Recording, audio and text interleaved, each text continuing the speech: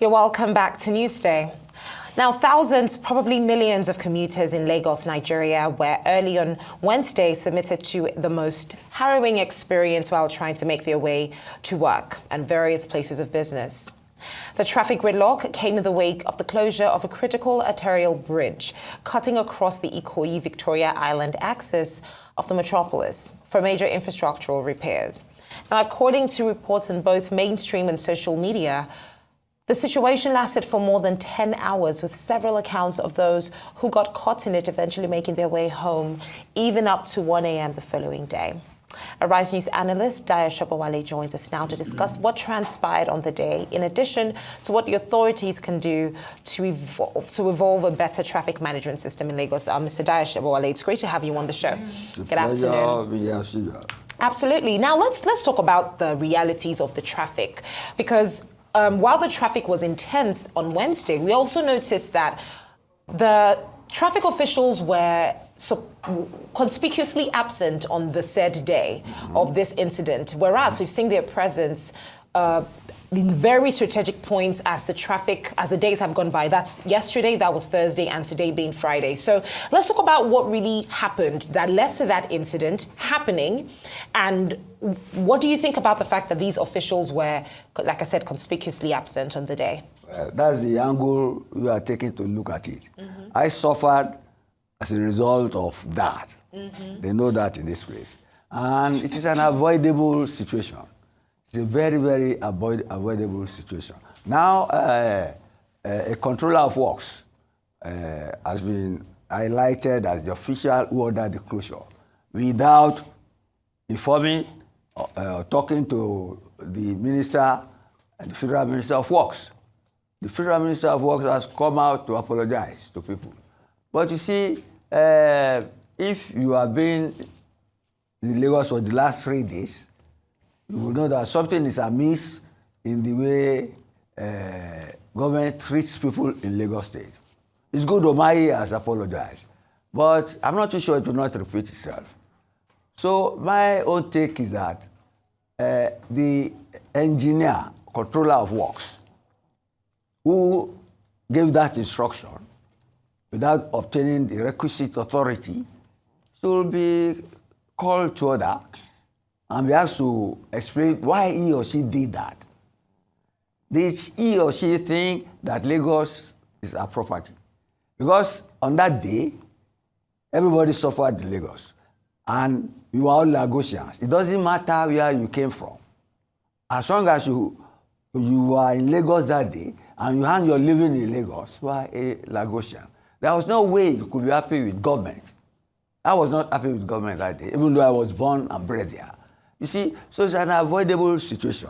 If the controller is an engineer, see, then he or she lacks the ethics of engineering. Because the golden ethics of engineering is do unto others as you love them do unto you. Is it just engineering, or is that just a no, that's what they stated.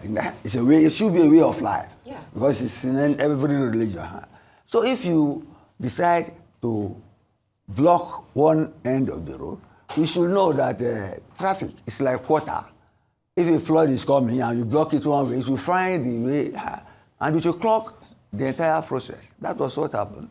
And people suffered. I have seen people in this type of situation in the go-slow. I was in the car and they were trekking and they were cursing government. You see, in this particular instance, you see, the people tried to politicize it. They said the president is at Bodilon. But luckily for the president, he was in France. So the government wished to take heed of that. And some of us were arguing that you have not, if it was the president, you will see police officers, but you didn't see anybody.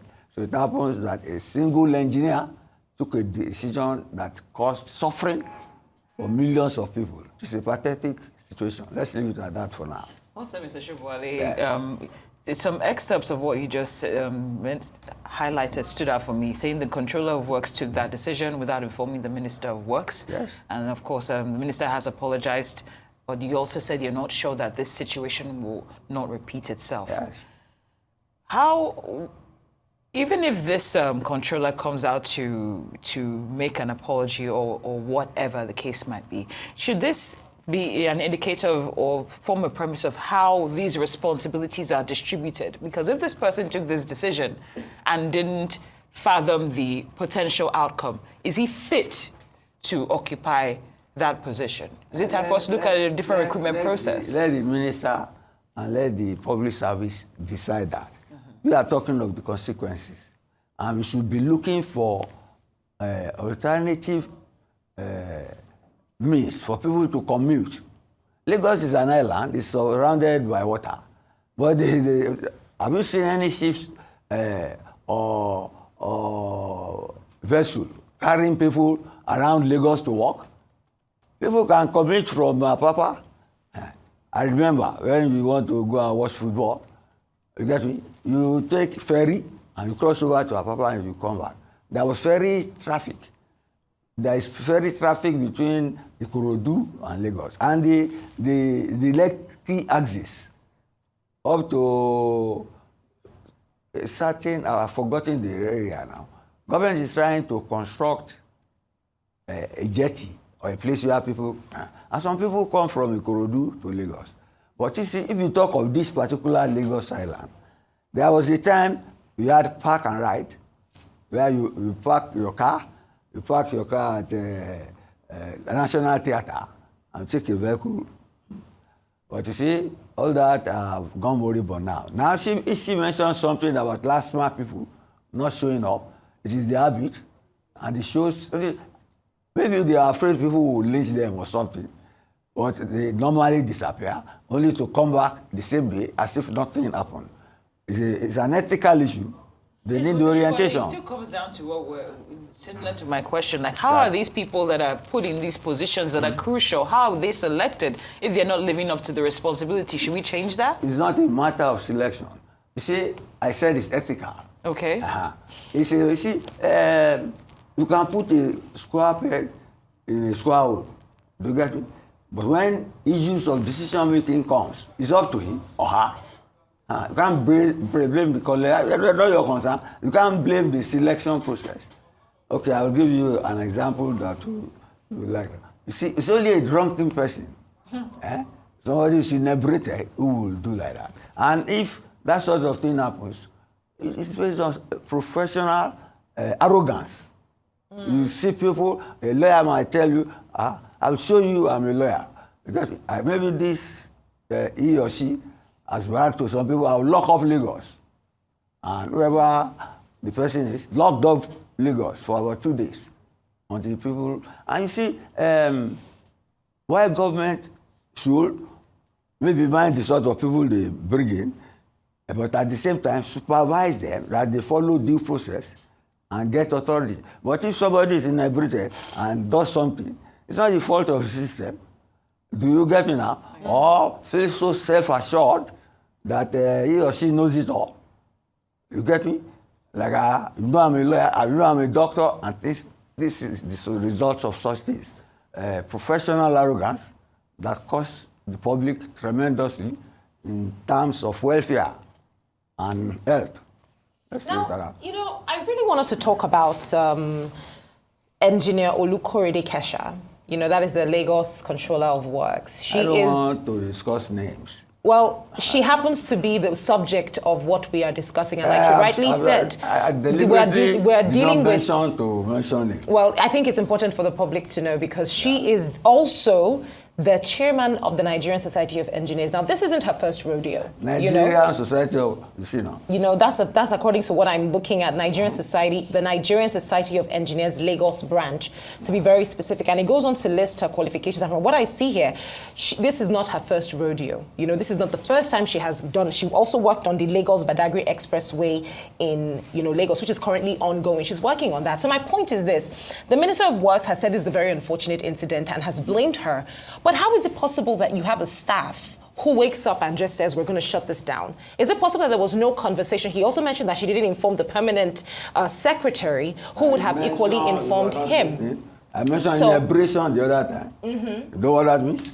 Yes. Please explain people is drunkenness. That's what I'm saying. So are you saying that she just... What? What I want to do is I want to clarify. Are you saying that she is someone who just acted in abuse of her office, making her decision. And there's no way that there could have been any other conversation with other members of her team, which could have also been relayed to the minister, that could have led to this. So she should be the only person that takes sole responsibility, or should that responsibility be shared? That's what I'm asking. We are talking theoretically now. This is an incident that has happened. No, I'm asking in terms of responsibility. Because she's the only person that is being blamed. Place. I'm telling you, you are talking of abuse. This is misuse of power. I'm just reiterating what she said. And then, see, you think the minister will be lying against her? No. Of course he wouldn't be lying. I'm just saying that. Are you saying that the minister has no responsibility in this? That's what I'm just asking. Does the minister have any? Because she is taking... He has accepted responsibility. By saying... The minister has accepted responsibility. And he was the one who said he didn't know a thing about it. But that's not accepting responsibility. He's saying that she will face disciplinary actions. Of course. So that is putting the responsibility on her. Okay. No. That's not the responsibility. The damage has been done on behalf of the ministry, and he's in charge. You get me? He has accepted responsibility. Of course, you have to ask the woman why she took that decision. That's why I spoke of arrogance of power. But that's an assumption. Yes. Okay. That is it's not an assumption. It's what is on the ground is a manifestation. Okay. It's a clear manifestation. Okay. Well, I definitely felt the manifestation of that, and you did too. But Mr. Sobowale, on a final note, forward thinking about the future to make sure that this probably doesn't happen again. Are there any technology investments that you think we could make that might improve this situation, technologically speaking? No, unless you know. It's not a matter of technology now. So that question is not pertinent to this. It is. I have already Technology solves a lot of problems. I'm not too sure it will not happen again. Why? Because another person might blame this. Times. We live in Lagos. Yes, when they want to do roads, they say diversion.